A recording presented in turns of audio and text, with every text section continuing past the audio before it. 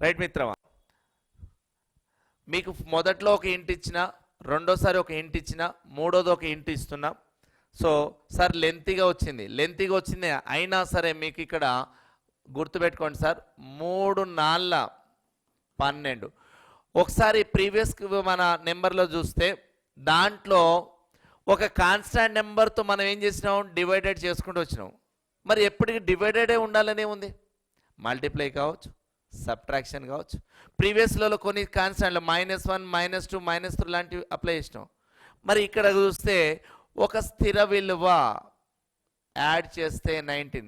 మన అందరికీ ఐడియా ఏమొచ్చింది, ఇందాక ఒక ఐడియా ఇచ్చిన 3 + 4 = 7, 3 4 12, సమ్ ఆఫ్ చేస్తే 19.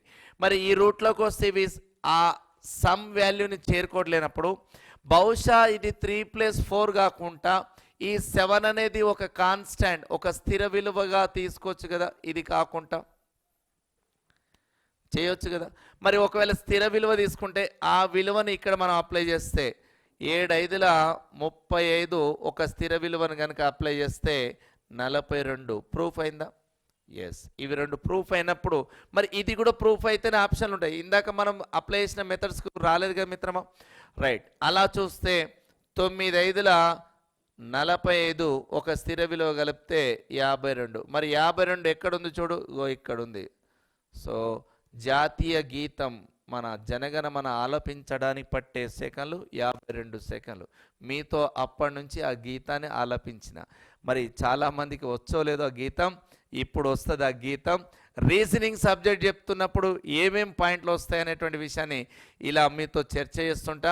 సబ్జెక్టు కంటెంట్ ఒక్కటే కాదు సార్, రీజనింగ్ అనేటువంటిది కేవలం నెంబర్స్తోనో కేవలం కొన్ని విలువలతోనే కాదు, అన్ని సబ్జెక్టులు జనరల్ సబ్జెక్టుల సమాహారమే. మన స్కూల్ లైఫ్లో నేర్చుకున్నటువంటి ప్రతి అంశము కూడా ఒక పర్టికులర్ బుక్ లేదు, కానీ ఒక పర్టికులర్ ఐడియా ఉంది. మనం అంతా కూడా ప్రైమరీ ఎడ్యుకేషన్, అప్పర్ ప్రైమరీ ఎడ్యుకేషన్స్లోనే ఎక్కువగా ఉంటుంది ఐడియాస్. ఇప్పుడు రిలాక్స్ అవుతారనుకుంటున్నా. రైట్, ఇలాంటి మరికొన్ని లెక్కలు మనం ఇంకోటి చూద్దాం మాస్టర్.